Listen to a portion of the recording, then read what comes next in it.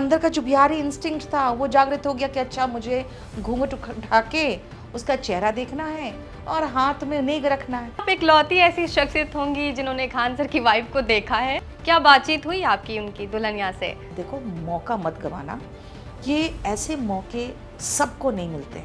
Class में कहा था कि अब 2x बार बोलूंगा लड़कियों के लिए। शुरू शुरू में मर्द उछलता है, शादी के बाद भी वो मर्द उछलता है। तस्वीरें निकाली जा रही हैं और खान सर के साथ उनको लगा के बताया जा रहा है कि खान सर की वाइफ है ये। उनके भी फीड में आ गया, कहती है कि नहीं हम तो खान सर की बीवी को देखे। हम वक्त एस खान का मतलब पता है आपको? नहीं कि खान सर घूंघट प्रथा को बढ़ावा देते हैं। को आप ऐसे चिपको, वैसे पकड़ो, पीछे से आके खड़े हो जाओ, उसको लेके डांस करो, और ये सब जो करवाते हैं ना कैमरामैन, वो बहुत वाहियात लगता है। क्या नीतू मैम घूंघट प्रथा को सपोर्ट करती हैं, समर्थन करती हैं? दुल्हन को घूंघट में होना चाहिए, उसके बाद आपकी मर्जी है। उसकी प्राइवेसी है इसलिए उसने घूंघट रख लिया, लेकिन इसको प्रथा से जोड़ देना। रील जीवी हो गए हैं, इन लोग के पास समय कहाँ है अपने प्रथाओं को जानने का। आपके भी घर में बहू आएगी? अब बहू मेरी आएगी तो बहू ऐसे करेगी तो मारूंगी पकड़ के। चप्पल होगा तुम्हारा मुंह होगा। अभिनय सर हैं, मैथ्स पढ़ाते हैं। उन्होंने कहा कि अब टीचर जो है कंटेंट को बेचते हैं। टीचर्स का लेवल बहुत नीचे हो गया है, या तो बच्चों का लेवल नीचे हो गया है, जिसके कारण हम टीचर भी नीचे लेवल पे जा रहे हैं। मुन्नी से नीतू सिंह कैसे बनी आप? कि लाइफ में पति कैसा आएगा वो नहीं पता, लेकिन एजुकेशन कैसा आएगा वो आप तय कर सकते हो। तो जो चिट आते हैं वो स्त्री विरोधी क्यों होते हैं? क्योंकि मर्द ही स्त्री विरोधी है यार, समझा करो। उसने कहा कि मैडम सुन लीजिए, आपके खिलाफ गोली चलने वाली है। मैं अपने सेंटर में गई हूँ और नीतू सिंह जो करोड़ों की मालकिन है, उस पर आपको पता है वहाँ पे जो पुलिस स्टेशन था उसने लूटपाट का सेक्शन लगा दिया था। हूँ मोबाइल पे, फिर नीतू सिंह आती कहती है देखो समय बर्बाद नहीं करना चाहिए। मैं पेटीकोट गवर्नमेंट में काम क्यों करूँ? मैं रोती हूँ, मैं अपने कमरे में रोऊंगी। आप कहोगे नहीं मैं लोगों के सामने आंखें डबडबाऊं कि लोग समझे कि हाँ कितनी बेचारी दुखी है। मुझे नहीं चाहिए फिर ऐसा। नमस्कार, आप देख रहे हैं बिहार तक और आपके साथ मैं हूं ऋचा शर्मा। इस वक्त हमारे साथ जो शख्सियत मौजूद है वो लाखों युवाओं के दिलों की धड़कन आप कह सकते हैं। इंग्लिश की दुनिया की बहुत बड़ी नाम है। इसके साथ ही केडी क्लासेस की फाउंडर हैं, लाखों स्टूडेंट्स के लिए इंस्पिरेशन है और बेहतरीन मोटिवेटर भी हैं। नीतू मैम इस वक्त हमारे साथ है। बहुत स्वागत मैम आपका। Thank you so much. अच्छा, मैं तारीफ कराने में एक चीज़ भूल कर गई, मुझे बोलना चाहिए बिहार की बिटिया भी हमारे साथ है। यस, ये तो सबसे इम्पोर्टेंट है। बिहार आप अभी गई थी हाल में, कैसा लगा बिहार जाकर? बिहार तो अपना है ही, उसमें आपको फील में होता है ना ऐसा कि जैसे अपने घर आ गए, ऐसा महसूस होता है जब भी मैं पटना जाती हूँ तब। अच्छा, how often you go there? साल में 3-4 बार जाती हूँ पटना अपने सेंटर पे। और केडी कैंपस का सेंटर बहुत पहले से है तो मुझे जाना ही पड़ता है बीच बीच में, क्योंकि बच्चों से मिलना रहता है। लेकिन साल में एक बार मैं जाती हूँ अपना होम टाउन जो है गिरिडीह, झारखंड में। अब झारखंड हो गया है, पहले बिहार था। कहते हैं ना, once a Bihari always a Bihari. वो चीज़ है। तो वो एक कहावत और है कि you can take out a Bihari from Bihar but you can not take out Bihar from a Bihari. तो वो मेरे साथ वही प्रॉब्लम है। मैं जाती हूँ अपने फादर की बरसी में, 1 नवंबर को हर साल जाती हूँ गिरिडीह। तो अभी आप जब गए थे बिहार तो क्या बदलाव हुआ? बिहार बदल रहा है? बिहार में मुझे जो बदलाव दिखा वो तो एयरपोर्ट में दिखा, क्योंकि पहले छोटा सा एयरपोर्ट था, ज़्यादा चलना नहीं पड़ता, तो मैं बड़ी खुश रहती थी कि छोटा सा एयरपोर्ट है, पहुँचते साथ उतरो और बाहर निकल जाओ। लेकिन इस बार मैंने देखा एयरपोर्ट काफ़ी बड़ा हो गया है, यानी डेवलपमेंट तो हो रहा है। और प्लस जब मैं वापस आ रही थी दिल्ली, तो फ्रैंकली बताऊँ, मैं जो वहाँ डिपार्चर था वो मैं पहचान नहीं पाई। मुझे लगा मैं कहीं और आ गई हूँ, क्योंकि वो लुक सारा चेंज हो गया है। तो एक तो एयरपोर्ट में दिखा, दूसरी बात है कि बच्चों के बीच में एक अच्छी खबर वहाँ पर है कि जैसे बीपीएससी एग्ज़ाम बहुत रेगुलर हो गया है, तो एक बच्चों में मोटिवेशन भी रहता है कि पढ़ेंगे तो कोई सरकारी नौकरी लग जाएगी। तो ये 2 डेवलपमेंट तो मुझे अच्छा दिखा। इस बार लेकिन आप बिहार गई थी खास मकसद के साथ गई थी और उसके बाद आप वायरल हो गई नीतू मैम। ऐसे आपके हर बयान वायरल हो जाते हैं। खान सर के रिसेप्शन की बात कर रही हूँ मैं। खान सर के रिसेप्शन में नीतू मैम पहुँचती हैं, उसके बाद जो कुछ होता है वो कैमरे में रिकॉर्ड हो जाता है, वायरल हो जाता है। कैसा अनुभव था वहाँ पर आपका? अब वो क्यों वायरल होगी मुझे नहीं समझ में आया, क्योंकि मैंने ऐसा एज सच कुछ किया नहीं था अलग से। क्योंकि जैसे आपने कहा ना, वंस बिहारी ऑलवेज बिहारी, तो हमारे तरफ एक नियम होता है कि जो घूंघट होती है लड़कियां वो इतना लेके बैठे रहती हैं और उसकी मुंह दिखाई की रस्म होती है। अब मुझे नहीं पता था कि वहाँ क्या चल रहा है, क्योंकि मैं जैसे कार से मैं उतरी हूँ, खान सर के एक स्टाफ ने मुझे वहीं पर रिसीव किया और वो सीधा मुझे अंदर ले जाके सीधा स्टेज पर खान सर के पास पहुंचा दिए। तो मुझे पता नहीं था कि पहले से लोग क्या कर रहे थे वहाँ पे। जब मैं गई तो मैंने देखा खान सर ने बहुत प्यार से मुझे अपने पेरेंट्स से मिलवाया। फिर मैंने वो दुल्हन को देखा घूंघट में, तो वो अंदर का जो बिहारी इंस्टिंक्ट था वो जागृत हो गया कि अच्छा मुझे घूंघट उठा के उसका चेहरा देखना है और हाथ में नेग रखना है, और वो मैंने कर दिया। मुझे नहीं पता था कि इतना बड़ा चीज़ है। आपको पता था कि आप इकलौती ऐसी शख्सियत होंगी जिन्होंने खान सर की वाइफ को देखा है? मुझे बाद में पता चला कि ये मैं इकलौती हूँ जिन्होंने उनका चेहरा देखा है, बाकी किसी ने नहीं देखा। तो देखो ऐसे भी कोई जो बाकी लोग आए थे जो मर्द थे, वो तो ऐसे भी वो नियम नहीं कर सकते, क्योंकि वो तो घर की औरतें करती हैं। लेकिन बाकी जो महिलाएं, जो टीचर्स गई, जो फीमेल टीचर्स गई, उन्होंने क्यों नहीं किया मुझे नहीं समझ में आया। कैसी लगी आपको खान सर की दुल्हनिया? सुंदर है। अरे एक बात बताओ, खान सर ऐसी वाइफ ले आएंगे उठा के, वो बहुत सुंदर है। और जब मैंने उसका चेहरा देखा तो शायद वो भी थोड़ी सी अचंभित हो गई, खिलखिला के हंस दिया उसने, क्योंकि वो भी एक्सपेक्ट नहीं कर रही थी। लेकिन मैं गांव से जुड़ी हुई हूँ, मुझे पता है ये नियम है, तो मैंने किया। और वो भी वैसे ही रिएक्ट की जैसे कि एक नई नवेली दुल्हन करती है जब आप उसका घूंघट उठा के देखते हो। तो हम दोनों का बिल्कुल नॉर्मल और जो नेचुरल रिएक्शन था हम दोनों का वही था। अब ये चीज़ वायरल इसलिए हो गया क्योंकि इकलौती मैं हूँ जिन्होंने उसका चेहरा देखा। क्या बातचीत हुई आपकी उनकी दुल्हनिया से? उनकी दुल्हनिया को मैंने सिर्फ देखा, मैंने कहा कि भाई मैं तो मुंह देखूंगी ना, फिर नेक दूंगी। तो वो खिलखिला के हंस दी, तब तक मैंने उसका घूंघट उठा लिया था। उसके बाद मैंने उनके हाथ में नेक रखा। फिर मेरा कभी भी मैं किसी भी शादी में गई हूँ तो मेरा एक पता नहीं क्यों एक अलग सा रिएक्शन होता है उस समय। एक मैं भगवान को याद करती हूँ, थोड़ा अध्यात्म में चली जाती हूँ, और मैं जो भी पेयर होता है, जो भी जोड़ा होता है, उनसे लिपटती ज़रूर हूँ। क्योंकि एक बेस्ट विशेस जो होता है ना, दिल से दिल को देना, कि जोड़ी बनी रहे, हमेशा खुश रहो। मैं अपने स्टूडेंट्स को भी, बहुत स्टूडेंट्स आते हैं, मैम मुझे आशीर्वाद दो मेरा जीएसटी इंस्पेक्टर में हो जाए। यार क्या पता तुम आईएएस बनने वाले हो, क्या पता तुम खान सर की तरह वायरल होने वाले हो और बहुत बड़े अ, हिंदुस्तान के टीचर बनने वाले हो, और तुमको मैं कहूँ तुम जीएसटी इंस्पेक्टर बन जाओ, मैं आशीर्वाद दूँ। तो मैं बच्चों को भी आशीर्वाद देती हूँ, तो ये देती हूँ खुश रहो, क्योंकि दुनिया की सबसे बड़ी चीज़ है, आपको खुशी सबसे बड़ी चीज़ होती है। तो मैं हमेशा कहती हूँ खुश रहो। तो मेरा वही रिएक्शन होता है, कोई भी मैरिज में भी जाती हूँ तो एक बार लिपट के आशीर्वाद देती हूँ दिल से दिल को। हाँ, वो तस्वीरें भी हमने देखी थी। खान सर की बहुत क्लोज़ली आपने उनको हग किया था, उनकी वाइफ़ को भी जिस तरीके से प्यार लुटाया था आपने। खान सर से भी आपकी बात हुई है मंच पर? मैं जैसे गेट पे उतरी हूँ, उनके स्टाफ लेके मुझे सीधा स्टेज पे चले गए। उन्होंने जैसे मुझे देखा, अपने फादर से मुझे इंट्रोडक्शन कराया उन्होंने, मतलब मेरी तारीफ़, बहुत तारीफ़ करते हुए, जितने कि मैं लायक नहीं उतनी तारीफ़ करते हुए। फिर उन्होंने अपनी माँ को इंट्रोडक्शन कराया, और उन्होंने वो चीज़ याद रखे हुए थे जो शुरुआत में उनको जान से मारने की धमकी मिली थी, फिर वो यूट्यूब में आना बंद कर दिए थे, और उनका यूट्यूब उस समय बहुत तेज़ी से चल रहा था। तो मैंने उनको एक रात फ़ोन किया था और डायरेक्ट उनसे मैंने बात किया था कि देखो मौका मत गंवाना, ये ऐसे मौके सबको नहीं मिलते हैं। तुम्हारे जो सितारे हैं वो एकदम बुलंदी पर है। सो माफ़ी मांगना पड़े या कुछ भी करना पड़े कर लो, लेकिन मोर्चा संभाले रहना। ये बहुत बड़ा अपॉर्चुनिटी है जो सबके लाइफ में नहीं आता। वो चीज़ याद रखे हुए थे। तो उन्होंने अपनी माँ को कहा कि ये मुझे समझाती थी जैसे तुम समझाती थी वैसे। तो वो उन्होंने कहा। उसके बाद तो फिर मुलाकात हुई, उससे उनको मैंने आशीर्वाद दिया, गले लगा के उनकी वाइफ को दिया। अच्छा, आपने चैलेंज भी कर दिया था उनको, ये कहा था कि अब वो लड़की मैंने चैलेंज किया। मैंने कहा कि अब तुम लड़कियों के खिलाफ बोल के दिखाओ। अब आया ऊँट पहाड़ के नीचे। तो शादी होने के बाद मर्द तो थोड़ा सा डरता ही है, तो तुरंत हंस के वो तो टाल दिया उस लेकिन बात को। खान सर ने फिर उसका जवाब भी दे दिया है। खान सर ने लाइव क्लास में कहा था कि अब 2x बार बोलूँगा लड़कियों के लिए।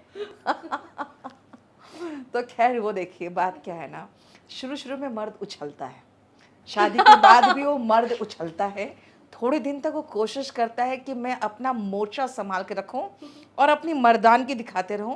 वो बाद में सब सारे मर्द वाइफ के कहे अनुसार चलता है। यार, लड़कियां इस उंगली पर नचाती है मर्दों को। नहीं, आपको ये क्यों लगता है? आपको ये क्यों लगता है? अगर आप वाइफ से प्यार करते हो तब तो नाचोगे। नाचना इज गुड। अच्छी बात है ना यार। देखो, मैं एक चीज़ जानती हूँ, अब अपने घर की औरतों को खुश रखिए, आपको बहुत बरकत मिलेगा।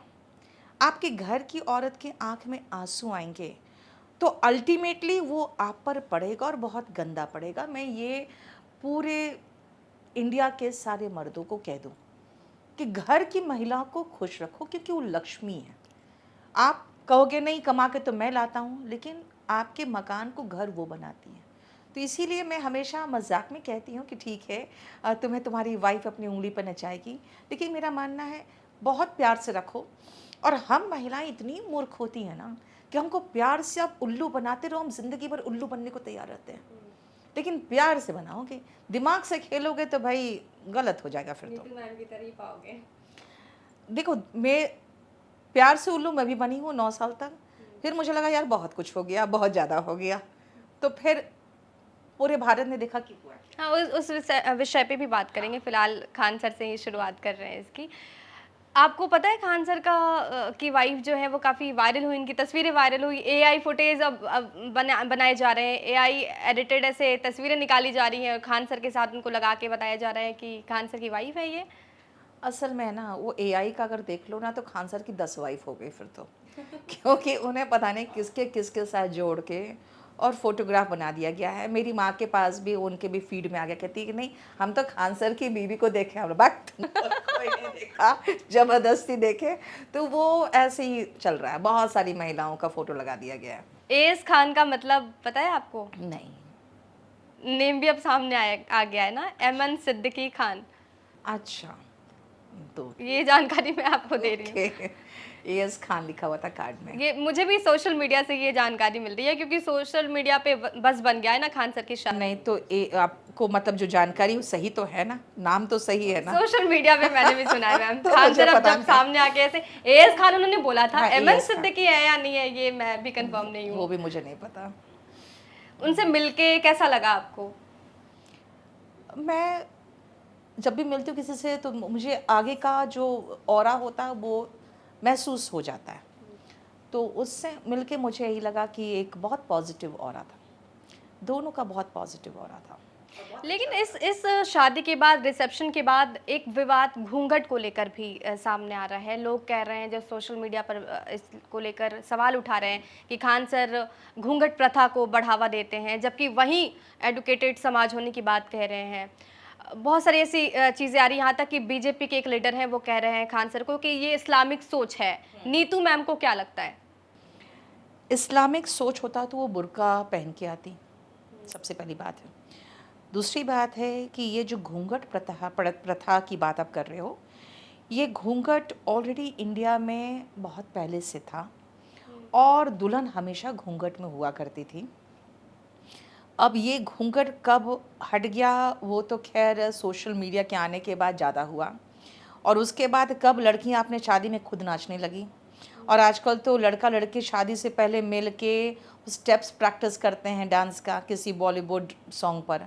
तो ये सब चीज़ें बहुत न्यू हैं, और अगर आप इनको प्रथा मान रहे हैं कि साथ में डांस करना, साथ में खड़े होके फ़ोटो खिंचाना, और आजकल तो मैं देखती हूँ बहुत ही वाहियात चीज़ें होती है कि बरमाला के बाद लड़का और लड़की को आप ऐसे चिपको, वैसे पकड़ो, पीछे से आके खड़े हो जाओ, उसको लेके डांस करो, और ये सब जो करवाते हैं ना कैमरामैन, वो बहुत वाहियात लगता है।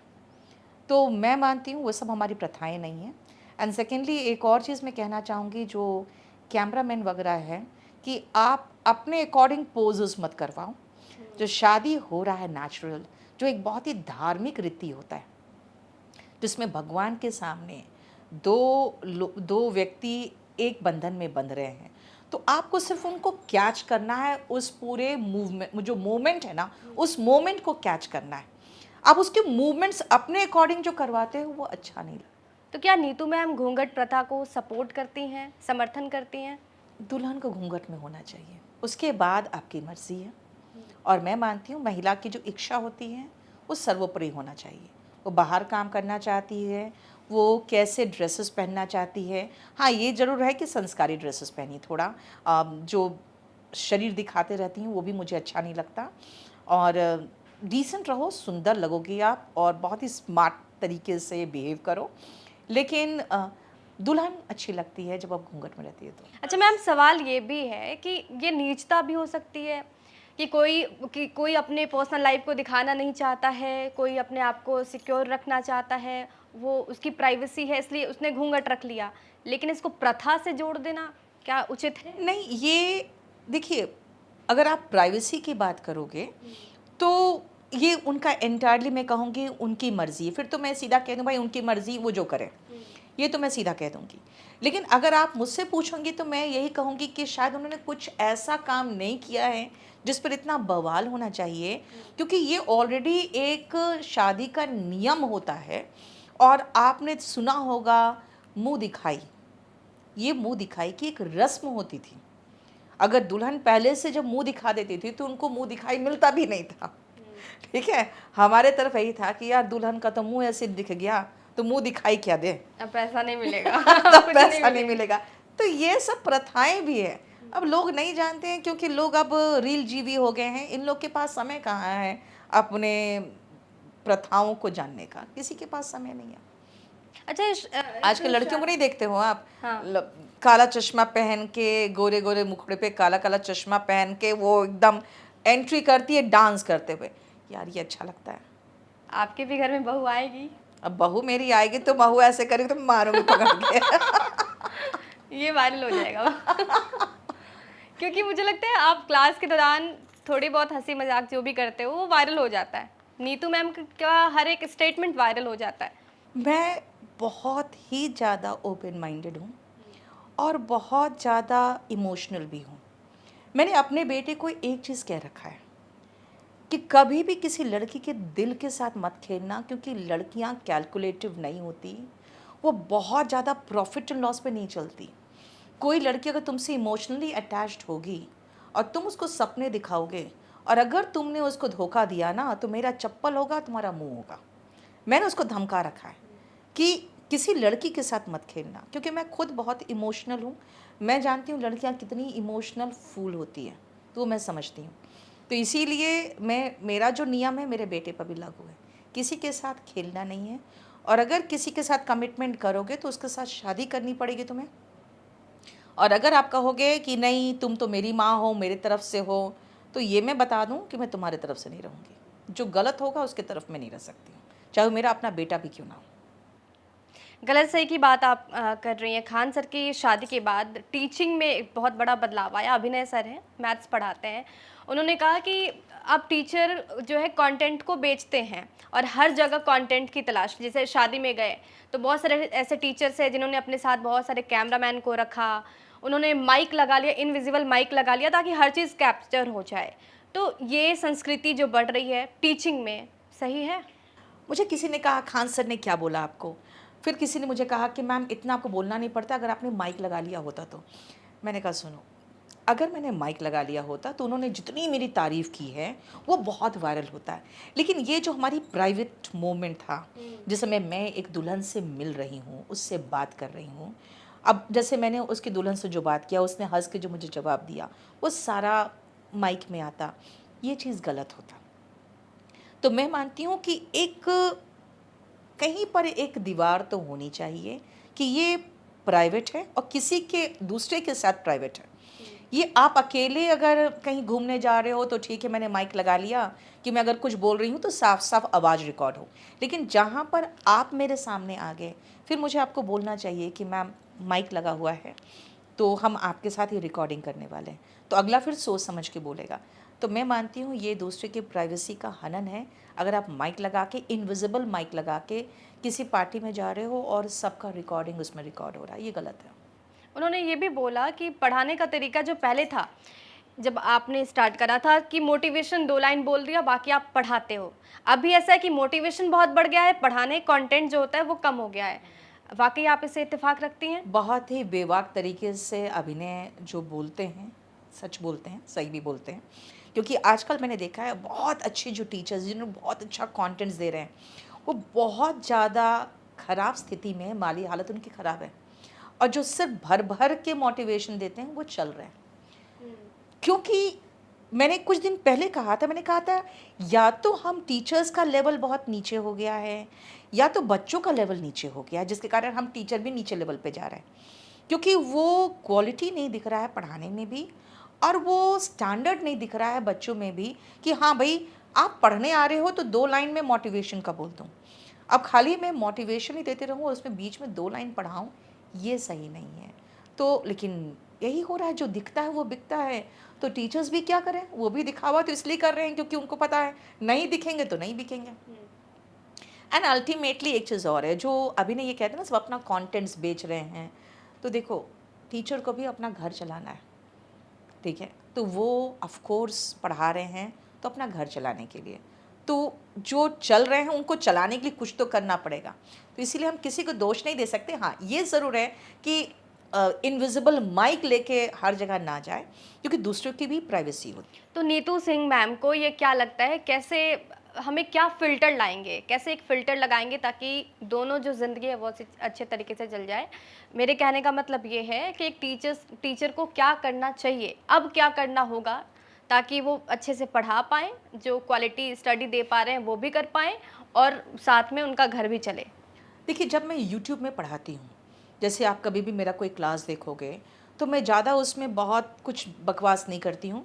और मैं कोशिश करती हूँ, जैसे मान लीजिए वोकैब्युलरी पढ़ा रही हूँ, तो 1 घंटे के क्लास में अगर मैं डिस्कस कर रही हूँ, तो 150 से 200 वोकैब डिस्कस कर दूँ कम से कम। अगर मैं कुछ पढ़ा रही हूँ, तो उसके बीच में बहुत सारी बातें नहीं करती हूँ। हाँ, कुछ चीज़ें ऐसी होती हैं कि आप एक युवा हैं, आप अभी पढ़ रहे हो, आपकी शादी करने की उम्र है, आपकी लव करने की भी सेम उम्र है, आपकी पढ़ाई की भी सेम, करियर भी बनाना इसी समय है। तो बच्चे बहुत सारी चीज़ों से उलझे रहते हैं और उनमें दिमाग में बहुत कुछ चलता रहता है। फाइनेंशियली इंडिपेंडेंट नहीं है, फादर पे डिपेंडेंट है। तो अल्टीमेटली क्या होता है ना, उस समय उनके हार्मोनल चेंजेस भी हो रहे होते हैं। तो आपके डिफरेंट लाइफ के जो एस्पेक्ट्स है, कई बार हमें इन्फ्लुएंस करता है। क्योंकि कई बार आके सीधा लड़की आएगी इस ऑफिस में, आँख डबडबाया हो रहता है, जैसे मैं उठती हूँ क्या हुआ, आके सीधा लिपटती है और फूट-फूट के रोना शुरू करती है। तो मुझे लगता है कि जो मेरे तक पहुँच गई वो ठीक है, मेरे कंधे पर उसने रो लिया। लेकिन जो मेरे तक नहीं पहुँच पाई, उस तक इमोशनली अगर मैं पहुँच जाऊँ और थोड़ा-सा सँभाल लूँ, तो शायद मेरा जीवन, जो कहते हैं ना मैं ज़िंदा हूँ, तो शायद कुछ पूर्ति हो जाए कि हाँ, जीवन का मकसद पूरा हो जाए। इसलिए मैं कई बार अलग से रील बना के बच्चों को इन सब चीज़ों से रिलेटेड समझा देती हूँ और प्यार से बहुत सारी चीज़ें बता भी देती हूँ। और ज़्यादा बहुत ओपनली तो नहीं कह सकती, लेकिन हाँ, बहुत तरीके से बहुत कुछ समझा देती हूँ, जो उनके पर्सनल लाइफ को भी अफ़ेक्ट करता है। Neetu ma'am, as a woman हम लोग आपको इंस्पिरेशन मानते हैं क्योंकि आपने उस समय स्टार्ट करा था जब टीचिंग लाइन में लड़कियां और महिलाएं बहुत आगे नहीं थी। हम आज भी ये समझते हैं कि एलिमेंट्री एजुकेशन में तो महिलाएं हैं, लेकिन जब हम हायर सेकेंडरी या फिर उससे ज़्यादा और बढ़ते हैं, यूट्यूब पे ही देख लें, जो फीमेल टीचर्स हैं वो बहुत कम हैं। ऐसे में उस समय स्टार्ट करना बहुत ही मुश्किल था और आपने वो किया है। मुन्नी, गिरिडीह की मुन्नी, बिहार की मुन्नी, वो एक बड़े सपने के साथ यंग फ्रेश नीतू सिंह दिल्ली पहुंचती हैं। यहाँ पर वो एक एम्प्लॉय के तौर पर कॉल सेंटर में काम करती हैं, उसके बाद वकील के तौर पर काम करती हैं। तमाम फेजेज़ आए, अपना क्लासेस चलाती हैं। उसके बाद कुछ ऐसा होता है कि फाइनली जो 200 करोड़ का बिजनेस खड़ा किया वो एकाएक ख़त्म, ज़ीरो पे आ गई। फिर अपने आप को स्टैंड आउट करके नीतू सिंह मैम बन जाती हैं। ये सफ़र इतना आसान नहीं होगा। हमें बस आपको रील पे देख के लगता है कि नीतू मैम कितनी फ़नी है, नीतू मैम कितनी खूबसूरत है, नीतू मैम कितनी क्यूट है, लेकिन उसके पीछे संघर्ष बहुत बड़ा होगा। मुन्नी से नीतू सिंह कैसे बनी आप? नीतू सिंह बनना है, अभी मैम नहीं बना रही हूँ, नीतू सिंह तक बताइए। शायद मेरे लाइफ में स्ट्रगल लिखा ही था, तभी 3.5 साल की उम्र में मेरे फादर का डेथ हो गया। उसके बाद भैया ने संभाला सब कुछ, मेरी माँ ने संभाला, लेकिन इन लोगों ने कभी भी एजुकेशन से कॉम्प्रोमाइज़ नहीं किया। मैंने 10th किया गिरिडीह में कामल कॉन्वेंट स्कूल से, 12th किया मैंने वाराणसी के सेंट जॉन स्कूल से।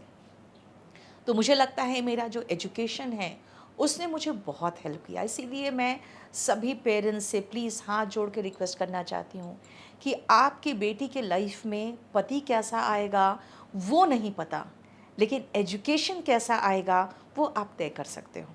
तो सबसे पहले अपने बेटियों को एजुकेट करिए। फिर मैं जब दिल्ली आई हूँ तो मैंने campus law centre Delhi university से लॉ किया, और तब तक मैं थोड़ा बच्चों को पढ़ाती भी थी।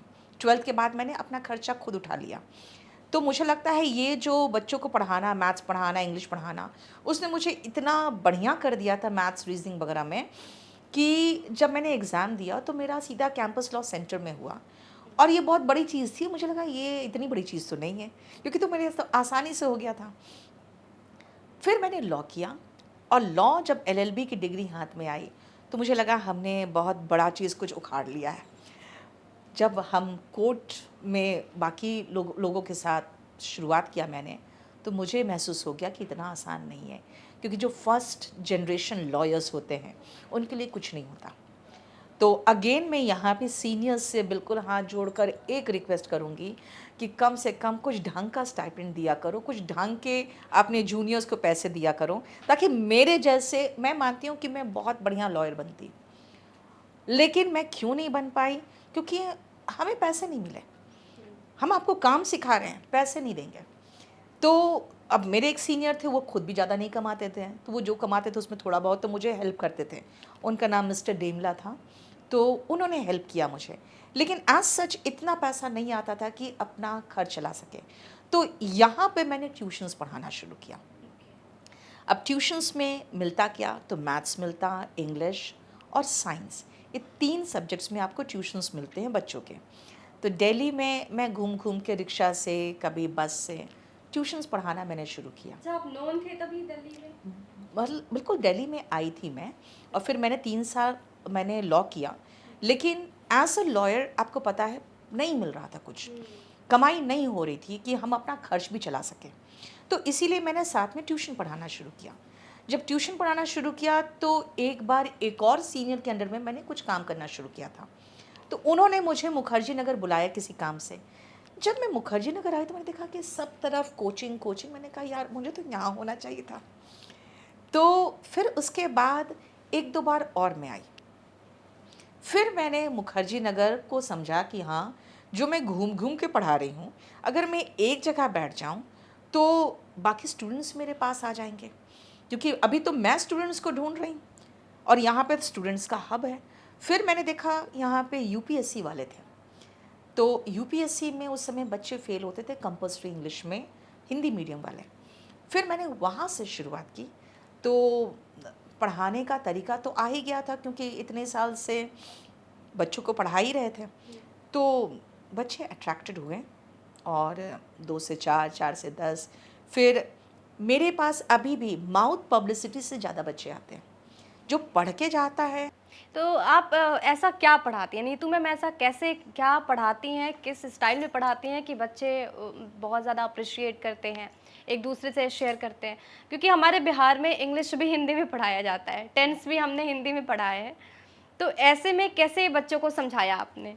अब बच्चों को उनके लाइफ से एग्जाम्पल्स देती हूँ मैं, और मैं जनरली क्या करती हूँ ना, मजाक में मैथ्स के टीचर्स का टांग खींचती हूँ और रीजनिंग के टीचर्स का टांग खींचती हूँ कि देखो जो मैं पढ़ा रही हूँ ना उसको लाइफ में अप्लाई करोगे। अब एक बात बताओ, तुम खड़े होकर कोई मीनार को कितने डिग्री से एंगल से देख रहे हो, क्या ये नापोगे? तो बच्चा हंस देता, कहता मैडम आप तो सर का टांग खींच रहे हैं। मैं कहती बिल्कुल सही खींच रही हूँ, लेकिन जो मैं पढ़ा रही हूँ उसको देखो कितने अच्छे से लागू कर सकते हो। फिर उसको समझाती हूँ, जैसे आपने टेंस की बात की, आज ही जैसे मैंने टेंस का क्लास लिया, तो फिर मैंने समझाया कि वॉज कहाँ यूज़ होगा, वर कहाँ यूज़ होगा। अब अगर मैं बिहार में चलूँ तो वो वॉज को वॉज बोल देते हैं, और वेयर बोलते हैं। है ना, और वर को वेर बोल देते हैं। फिर उनको समझाना पड़ता भाई वर वर वधू वाला वर, ठीक है। तो एक तो पहले उनका प्रोनाउंसिएशन सही करना पड़ता है, थोड़ा बहुत मैं ये हेल्प करती हूँ, लेकिन मेरा तो टारगेट है एग्ज़ाम पास कराना उनको। तो मैं कभी कभी कहती हूँ भाई देखो स्पोकन में कराती हूँ यूट्यूब में और स्पोकन में कराती हूँ केडी लाइव ऐप में, तो बच्चे हंस देते हैं कि अच्छा अच्छा मैम अपना कोर्स बेच रही है। तो ऐसे मजाक भी कई बार हमारे क्लासेस में होता रहता है। लेकिन फिर एग्जामिनेशन पॉइंट ऑफ व्यू से पढ़ाना शुरू करती हूँ उनको, तो समझाती हूँ कि देखो सिंगुलर और आई के साथ वॉज आता है, लेकिन अगर इमेजिनरी सेंटेंस है ना तो सभी के साथ वर आएगा। अब कब का इमेजिनेशन करोगे, तो जैसे कोई बच्चा सुनता है वर तो कहता है पास्ट टेंस में, ना ये प्रेजेंट का इमेजिनेशन है। अब प्रेजेंट में आप इमेजिन करो और बताओ काश में ये होता। तो उसके बाद कई लोग मुस्कुराते हैं, मैं समझ रही हूँ तुम्हारे मन में क्या चल रहा है, लेकिन वो मत बोलना, कुछ और सेंटेंस बना। तो ये मजाक मजाक में बच्चे जब बहुत सारे एग्जाम्पल्स देते हैं, फिर कभी कभी कोई एग्जाम्पल देता है I wish she were my wife, तो एक होता है ना काश वो मेरी पत्नी होती। तो देखो मजाक में सब लोग हंस भी दिए, ये भी सीख लिए कि शी के साथ तो वॉज आता है, लेकिन इमेजिन कर रहे हो कि काश वो मेरी वाइफ होती, तो वो प्रेजेंट रियलिटी नहीं है, इमेजिनेशन है। तो शी के साथ वॉज नहीं वर आएगा। फिर मैं समझाती हूँ कि देखो शी के साथ वॉज ये सबको आता है, ये आना चाहिए। एग्जामिनेशन पॉइंट ऑफ व्यू से देखो तो शी के साथ वर कब आएगा, दैट इज़ इम्पॉर्टेंट। तो मजाक ही मजाक में बच्चे सीख भी जाते हैं और फिर वो बढ़िया बढ़िया एग्जाम्पल्स भी देते हैं, और एक दूसरे का मजाक उड़ाने में फिर वो इंग्लिश में कोशिश करते हैं बोलने की, ताकि क्लास फ़नी बने। अच्छा, आपकी क्लास में चिट प्रथा भी है, इसके बारे में ज़रा बताइए। इसके बारे में ज़रा बताइए। देखो चिट जो आते हैं ना, वो बहुत सारे चिट्स आते हैं। वही मैंने एक बार कहा था बच्चों को कि 50 चिट्स अगर आते हैं तो 45 में क्वेश्चंस होते हैं, और जो 5 वायरल होते हैं वो ऐसे ही मजाक के चिट्स होते हैं। तो अगर तुम ये सोच के आए हो क्लास में सिर्फ मजाक चलेगा, तो ना, मैं बहुत ख़तरनाक टीचर हूँ, मैं बहुत सीरियसली पढ़ाती हूँ। तो कुछ ऐसे चिट्स आते हैं जो मजाक से रिलेटेड होते हैं। अब मजाक में बहुत सारे टीचर्स ऐसे करते हैं कि या तो गुस्सा हो जाएंगे वो, तो या तो उस चिट को इग्नोर मार देंगे। तो मैं मारती नहीं हूँ इग्नोर, मैं उसको डिस्कस कर देती हूँ। तो लेकिन ये कोइंसिडेंस है कि ज़्यादातर जो चिट आते हैं वो स्त्री विरोधी ही क्यों होते हैं? क्योंकि मर्द ही स्त्री विरोधी है यार, समझा करो। तो मेरे क्लास में 80% तो लड़के होते हैं। अब तुम खुद देख लो कि मैं क्यों कह रही हूँ स्त्री विरोधी समाज है, क्योंकि इस भारतवर्ष में आपको पता है 50-50% लगभग है मर्द और औरत है ना, अराउंड 49-51 ऐसे चलता रहता है। लेकिन मेरे क्लास में 80% सिर्फ लड़के हैं। क्यों है? इसका रीज़न ये है कि लड़कियों को के परिवार वाले दिल्ली भेजने से पहले ये सोचते हैं कि कहीं नाक ना कटवा दें। भाई तुम्हारा नाक की जिम्मेदारी ही लड़की पर है। सारी प्रॉपर्टी लिखोगे अपने बेटे को और नाक दोगे बेटी को। हमें नाक नहीं चाहिए, अपना नाक खुद रखो, ठीक है, हम अपना देख लेंगे भविष्य, लेकिन मुझे पढ़ने तो दो। तो बहुत सारी ऑनलाइन में लड़कियां ऐसी हैं, मैं देखती हूँ ऑनलाइन में बहुत लड़कियां एक्टिव रहती हैं, क्योंकि उनको पढ़ना अलाउड है, लेकिन घर से वो दिल्ली नहीं आ सकती, ये चीज़ गलत है। तो अगर आप कहोगे कि स्त्री विरोधी चिट क्यों आते हैं, नहीं, ऐसे सब कहते हैं कि नीतू मैम थोड़ा इंक्लाइन है लड़कों के लिए। आप हमेशा अपने क्लासेस में ये थोड़ा लड़कों के पक्ष में बातें रखती हैं। मैं लड़कों के प्रति इंक्लाइंड नहीं हूँ। मैं एक चीज़ जानती हूँ, समाज स्त्री विरोधी तो है पहली चीज़, लेकिन अपने पूरे जितने एक्सपेक्टेशंस है, उम्मीद है, सपने हैं, वो सब अपने बेटे के कंधे पर डाल दिए। मैं क्लास में ही कहती हूँ भाई तुम्हारे सपने अगर ये हैं तो बैठो क्लास में। अगर अपने माँ बाप के सपनों के चक्कर में तुम यहाँ आए हो तो 6 महीना भी नहीं झेल पाओगे मुझे, क्योंकि अपने सपने जो होते हैं ना वही आपको रात में जगाता है और पढ़ाता है। दूसरों के सपने आपको बहुत दिन तक मोटिवेट नहीं कर सकते। तो मैं इसीलिए थोड़ा सा लड़कों के प्रति सॉफ्ट कॉर्नर इसीलिए क्योंकि उनके कंधे पर बहुत बोझ डाल देते हैं पेरेंट्स। भाई उनको जीने दो, वो कुछ ना कुछ अपना अच्छा कर लेंगे। तो इसीलिए होता है ना, कभी कभी थोड़ी सी दया आ जाती है उनके प्रति, और कुछ नहीं। सपने की बात कर रही हैं, आपका भी सपना था और आपने स्टार्ट कर दिया। 2013 में कुछ ऐसा हुआ जब सब बिखर जाता है, वो सिचुएशन कैसा था और कैसे आपने हैंडल किया? 2014 के बाद मुझे महसूस हुआ कि सब कुछ नहीं संभाल पाऊंगी मैं, क्योंकि आप जब किसी से शादी करते हो तो आप चाहते हो या तो मैं घर संभाल लूँ या तो बाहर संभाल लूँ या तो दोनों मिलकर संभाल लें। आप घर भी संभालो, आप बिज़नेस भी संभालो, आप बच्चा भी संभालो, आप सब कुछ संभालो, तो फिर आपको अपने लाइफ पार्टनर की ज़रूरत महसूस नहीं होती। आपको महसूस होगा कि चलो ठीक है, मैं सब कुछ संभाल लूँ, मुझे एक इमोशनल सपोर्ट तो मिले। अब वो भी ना मिले, तब अब अल्टीमेटली क्या होता है ना, थोड़े से धीरे धीरे धीरे धीरे समझ में आने लगता है कि भाई मैं सिर्फ एक कमाई का ज़रिया, एक इनकम का ज़रिया हूँ उनके लिए, और सब कुछ संभालना मेरा काम है, इनका काम है एंजॉय करना। तो ये फीलिंग मुझे धीरे धीरे समझ में आने लगा। 2-3 साल इसी में बीत गया। उसके बाद मुझे ये भी पता चला कि जहाँ पे मैंने कंपनी बनाई और अपने हस्बैंड को 50% कंपनी का शेयर दे दिया, उन्होंने सीए को कुछ पैसे खिलाकर और उस शेयर होल्डिंग को 40 और 60 बनाने की कुछ कोशिश की उन्होंने। मतलब मेरे शेयर होल्डिंग भी उन्होंने अपने नाम पे किया। उसके बाद बहुत सारी चीज़ें होने लगी। 3-4 सेंटर्स ऐसे थे जहाँ पे उन्होंने अपने गाँव वाले, अपने दोस्त के भाई, अपने दोस्त के कोई रिश्तेदार, उनको बिठाया और वहाँ पर से सारे पैसे। अब कंपनी है, आपको पता है, कंपनी का मतलब होता है कि सब कुछ पूरा प्रॉपर अकाउंटेड होना चाहिए। वो सारा वहीं से गबन शुरू हो गया। फिर अल्टीमेटली मुझे थोड़ा-सा स्ट्रॉन्ग स्टेप लेना पड़ा। तो मैं गुस्से में एक बार चली गई सीधा मुनीरका सेंटर। तो मुनीरका सेंटर जाने से पहले उसे पता चल गया था कि मुनीरका पहुंचने वाली हूँ, क्योंकि अल्टीमेटली उन्होंने सबको ब्राइब करना शुरू कर दिया था। मैं तो क्लास में रहती थी, मुझे ये सब छल कपट नहीं आता, शुरू से नहीं आता, अभी भी नहीं आता। तो मेरा ड्राइवर हो या किसी स्टाफ ने उनको बता दिया कि मुनीरका सेंटर जा रही है। वहाँ पहुँची हूँ, वहाँ पे उनके द्वारा प्लांटेड एक बाउंसर, लेडी बाउंसर ने मेरे पर सीधा हमला किया और वो सारा रिकॉर्ड हो गया, क्योंकि वहाँ के सीसीटीवी जो था कनेक्टेड डायरेक्ट था। जो स्टाफ को नहीं पता था, वहाँ का जो सेंटर हेड था उसने स्विच ऑफ किया, लेकिन कनेक्शन डायरेक्ट था। वो वायरल हो गया था काफ़ी। अच्छा, उस लेडी को भी रखा गया जो एक पर्टिकुलर जाति से आती थी।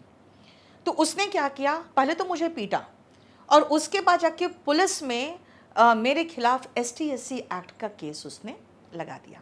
खैर वो लेडी का डेथ हो गया 2-3 साल के बाद ब्रेस्ट कैंसर से। तो इसीलिए वो सारे केसेस आगे नहीं बढ़े, अदरवाइज़ मैं तो बहुत बुरी तरह से फंसती, क्योंकि उसने पीटा भी और जाके केस भी कर दिया मेरे खिलाफ। तो एक होता ना पूरा एक क्रिमिनल तरीके से एक जालसाजी करना। एक हस्बैंड और वाइफ का मामला नहीं रहा यहाँ पे। यहाँ पे करोड़ों की संपत्ति, करोड़ों का बिजनेस और प्लस एक क्रिमिनल कॉन्स्पिरेसी शुरू हो गया मेरे खिलाफ। तो अल्टीमेटली मुझे लगा भाई इन सब चीज़ों से निकलना सही है, क्योंकि हस्बैंड और वाइफ जब लड़ते हैं तो कोर्ट जाते हैं, मैट्रिमोनियल डिस्प्यूट होता है और बकझक होता है, वो सब चीज़ें होती है। जहाँ पे इस तरह से क्रिमिनल कॉन्स्पिरेसी हो, फिर उसके बाद एक और आदमी का फ़ोन बार बार मेरे पास आ रहा था, तो मैं बार बार काट दे रही थी। उसने कहा कि मैडम सुन लीजिए, आपके खिलाफ गोली चलने वाली है। तो मैंने फ़ोन सुना, तो उसने खाली ये बात कह के मुझे फ़ोन में रोका, लेकिन उसने दूसरी बात बताई। उसने कहा कि मुझे 8 लाख रुपए दिए गए हैं कि मैं उनके गाड़ी में गोली चलाऊं, ताकि आप अटेम्प्ट टू मर्डर में फंसें। तो मुझे 8 लाख मिल गए और पता नहीं क्या 20 या 25 लाख में बात कुछ हुई थी। मुझे 8 लाख मिल गए, मैं यहाँ से निकल रहा हूँ, आप अपना देख लेना, क्योंकि अगला किसी को अगर ये हायर करेंगे तो वो ऐसा नहीं है कि वो काम पूरा नहीं करेगा। तो लास्ट में मुझे महसूस हो गया कि अगर मैं उस कंपनी में रही तो भी कुछ ऐसा हो सकता है, या तो मैं अंदर जाऊंगी या तो मैं ऊपर जाऊंगी। तो उससे अच्छा है कि फिर अपना अलग से कुछ कर लो। अगर भगवान को देना होगा तो मुझे दे देगा। और दूसरी बात है, मुझे अपना और अपने बेटे के लिए इतना नहीं चाहिए कि संभाल ना पाऊँ और बर्बाद हो जाए कुछ। तो इसीलिए मुझे अपने बेटे को देखते हुए मैंने डिसीजन लिया कि ठीक है, शांति से अलग हो जाओ। अगर देना रहेगा भगवान को तो केडी कैंपस में ही दे देगा, नहीं देना रहेगा तो नहीं देगा। वो सिचुएशन कैसा होता है जब इतना 200 करोड़ का बिजनेस जीरो पे आप आ गए, आपको पता नहीं कि आगे क्या करना है? मैंने कभी बिजनेस नहीं देखा मैम, मैंने कभी बिजनेस 200 करोड़ नहीं सोचा कभी। मैं सिर्फ यही सोचती थी, मैं बहुत ज़्यादा, एक होता है ना इमोशनली मेंटली ज़्यादा ही अफेक्टेड हो गई थी। तो मैं वो बिज़नेस नहीं देख रही थी, कितना पैसा मैं छोड़ के आ रही हूँ, वो मैंने सोचा ही नहीं। वही देखिए, अगर मेरी जगह कोई और होता तो बिजनेस को सोचता, लेकिन मैं अपने पर्सनल लाइफ को ज़्यादा सोच रही थी। मैं अपने बेटे को ज़्यादा लेकर कंसर्न थी। मुझे था कि अगर मैं यहाँ से निकल जाऊँगी तो मैं कुछ अच्छा कर लूँगी, क्योंकि यहाँ पे चारों तरफ से एक क्रिमिनल कॉन्स्पिरेसी में मैं घिर गई हूँ। कहीं ऐसा ना हो मैं अंदर हो जाऊँ, और अगर अंदर हो जाऊँगी तो उसके पास इतने पैसे हैं कि ये पूरा सब कुछ मैनेज कर लेगा और मैं बाहर नहीं आ पाऊँगी। क्योंकि उन्होंने कोशिश तो की थी। अभी भी एक केस चल रहा है जिसमें उन्होंने अपने ही स्टाफ को एक को बिठा दिया था उत्तम नगर में, और जब मैं उत्तम नगर गई हूँ तो उसने क्या किया, स्ट्रेट अवे मेरे पर हमला किया, स्ट्रेट अवे अपना चेन खोल के अंदर डाला। और उसके बाद जस्ट इमेजिन करिए, मैं अपने सेंटर में गई हूँ और नीतू सिंह जो करोड़ों की मालकिन है, उस पर आपको पता है वहाँ पे जो पुलिस स्टेशन था उसने लूटपाट का सेक्शन लगा दिया था। आप जस्ट इमेजिन कर सकते हो मैं अपने सेंटर में लूटपाट करूँगी। आईपीसी का लूटपाट का सेक्शन मेरे पर लगा था, रॉबरी का। ठीक है, वो तो खैर बाद में वो सेक्शन हटा दिया गया, लेकिन अभी भी वो केस है मारपीट का। अभी भी वो लेडी पहुंचती है वहाँ पे, क्योंकि उसको दे दिया गया है उत्तम नगर का सेंटर को फ्रेंचाइजी पे।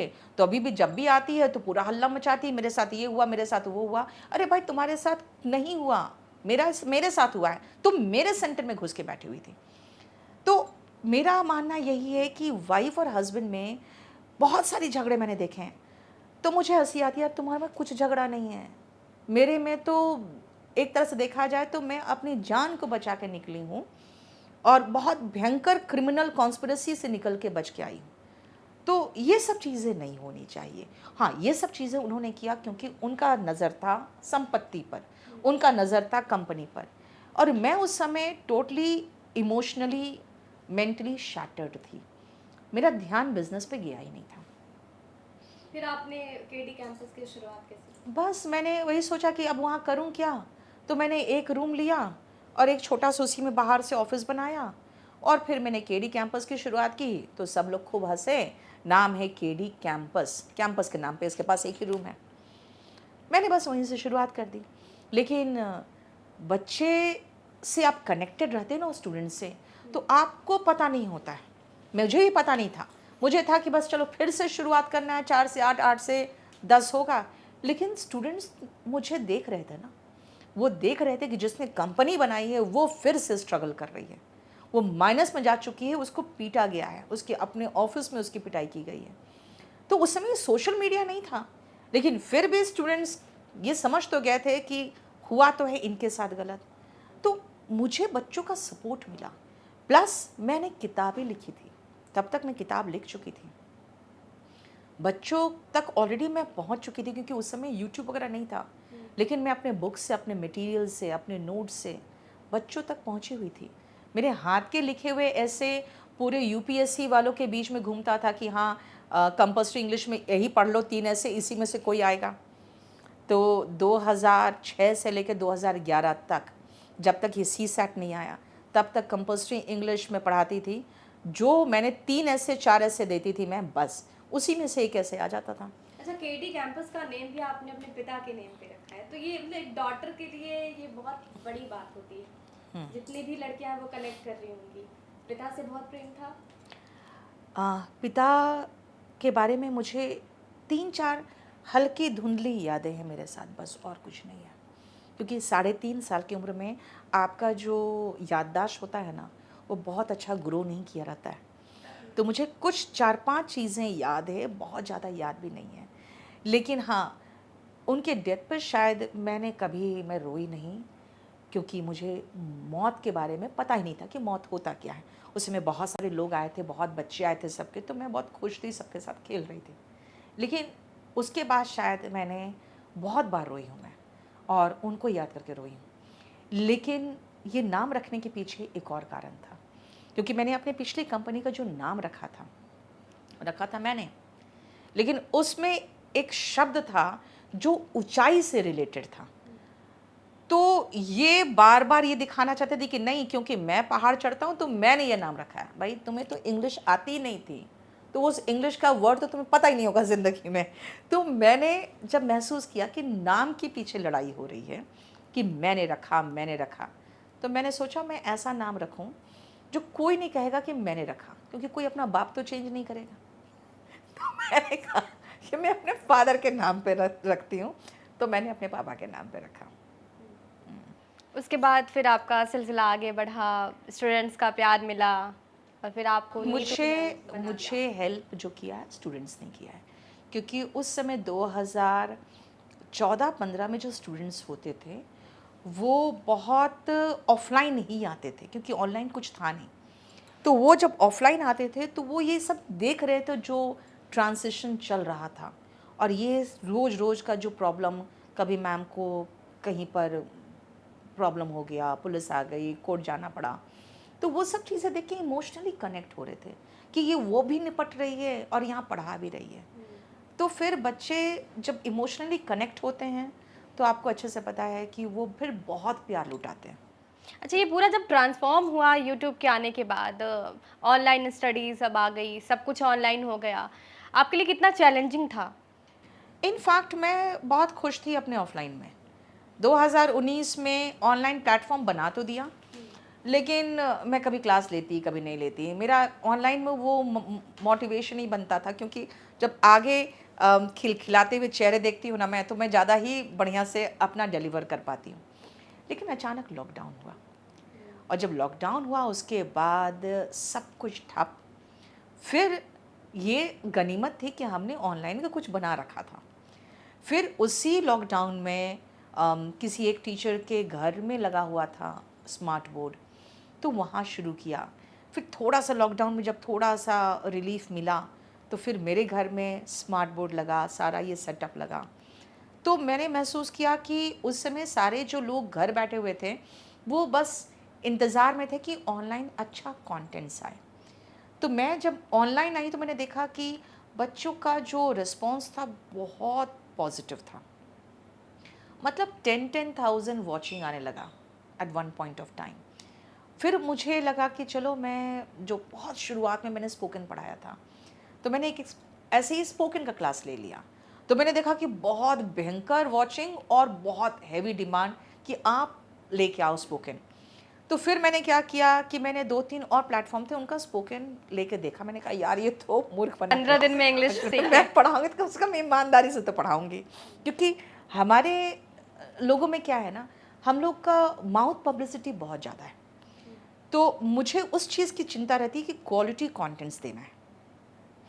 फिर वहाँ से केडी लाइव की स्थापना की हमने, और तब से जब से लॉकडाउन खुला तो उसके बाद तो ऑफलाइन एंड ऑनलाइन दोनों फिर शुरुआत कर दिया।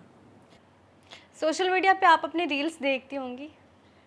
कभी कभी ऐसे बैठ के रील्स चलाती रहती हूँ मोबाइल पे। फिर नीतू सिंह आती कहती है देखो समय बर्बाद नहीं करना चाहिए। आपको अपने समय का सदुपयोग करना चाहिए। तुम जो रील्स देखते हो फिर कहती अरे अरे मैं गलत कर रही हूँ, फिर मैं बंद करके रखती हूँ, तो आ जाता है। अच्छा, उसमें नीतू सिंह ये भी बोलती हैं कि जो लड़कियां होती हैं वो मूर्ख होती हैं, आपने पहले भी बोला। मैं अभी भी बोल रही हूँ। हम लोग इमोशनल फूल्स होते हैं, हम लोग दिल से सोचते हैं, दिमाग से नहीं, है ना। तो ये चीज़ है, हम लोग को थोड़ा सा समझ। एक कंफ्यूजन आपने दे दिया जब आपने आई लव यू टू को तोड़ के बता दिया कि आई टू लव यू बोलो।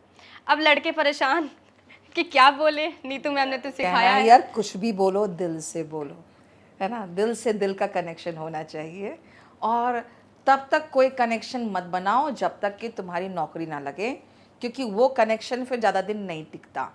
क्योंकि लड़कियां ये कहेगी कि पापा नहीं मान रहे। पापा ऐसे इनोसेंट प्राणी है, उनको कुछ भी पता नहीं है ना। तो लड़कों को मैं समझाती हूँ पहले अपना करियर बनाओ। मैम, आपका एक लंबा अनुभव रहा है और ये सवाल मैं आपसे ऐसे पर्सनली भी पूछना चाह रही थी।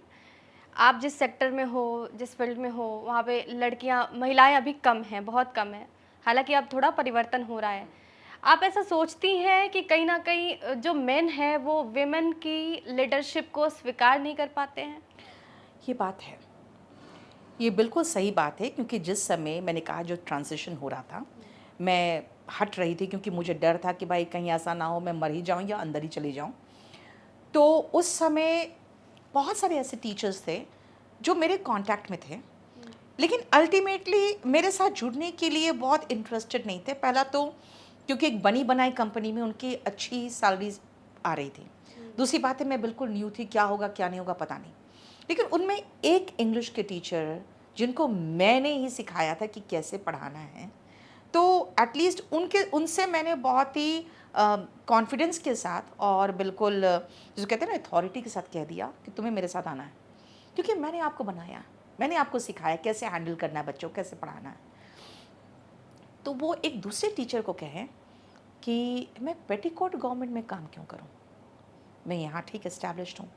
ये जो पेटीकोट गवर्नमेंट वर्ड उन्होंने कहा है, ये एक डेरोगेटरी वर्ड होता है ये बताने के लिए जो महिलाओं का शासन होता है ना, जिसको गायनेकोक्रेसी कहते हैं, उसको पेटीकोट गवर्नमेंट एक डेरोगेटरी टर्म है जिससे आप रेफ़र कर सकते हो। तो है, और ये चीज़ें अच्छी तरह से है समाज में, क्योंकि अगर मेरे जगह पे कोई मर्द होता तो शायद उसको जस्टिस मिल गया होता।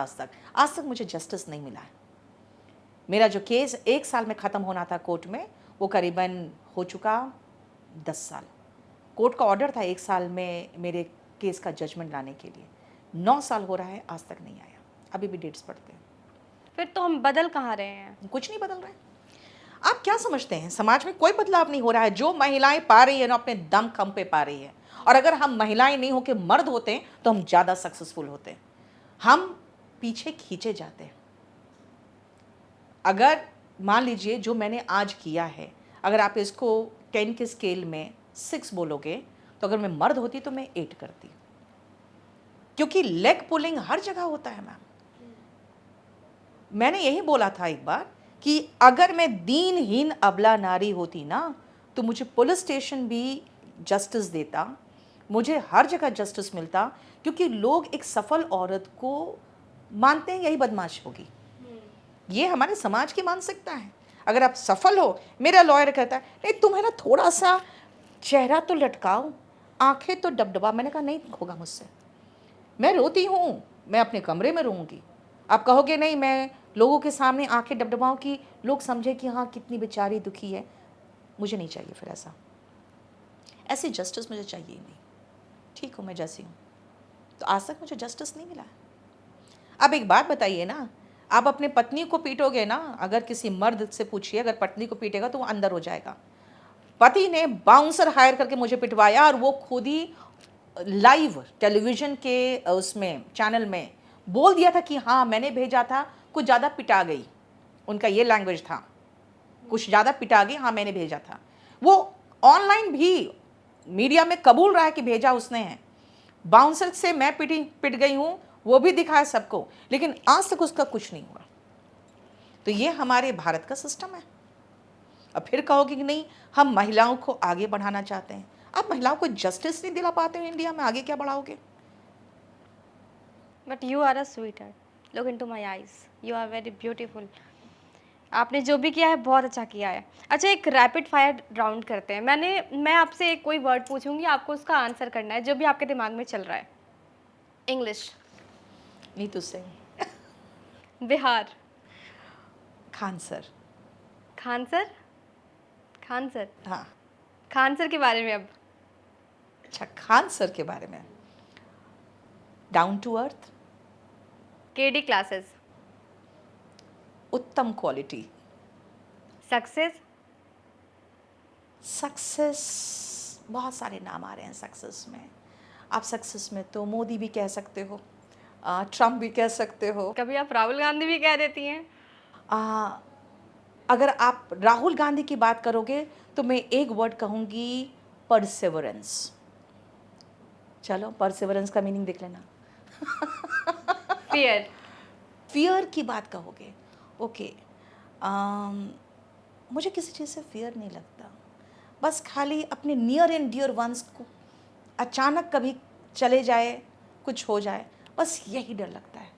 अदरवाइज मुझे किसी चीज़ का डर नहीं लगता। And herself, Neetu Singh. Neetu Singh, extremely emotional, independent woman who tries to be very strong but is not actually so strong. अच्छा, नीतू मैम के साथ कभी ऐसा हुआ है लाइव क्लास के दौरान कि कोई स्टूडेंट ने ऐसा कुछ कह दिया हो कि आप मम्मी की तरह डांटने लगी हूँ? मैं डांटती रहती हूँ, हमेशा होता है। क्योंकि जब मैं पढ़ा रही हूँ और सीरियसली पढ़ा रही हूँ और चाह रही हूँ मैं कम समय में ज़्यादा कंटेंट्स दे दूँ, तभी एक मैसेज आएगा, हाय प्रिया। कोई ऊपर प्रिया कुछ कमेंट लिख रही होगी पढ़ाई से रिलेटेड, तो नीचे कोई लड़का हाय प्रिया।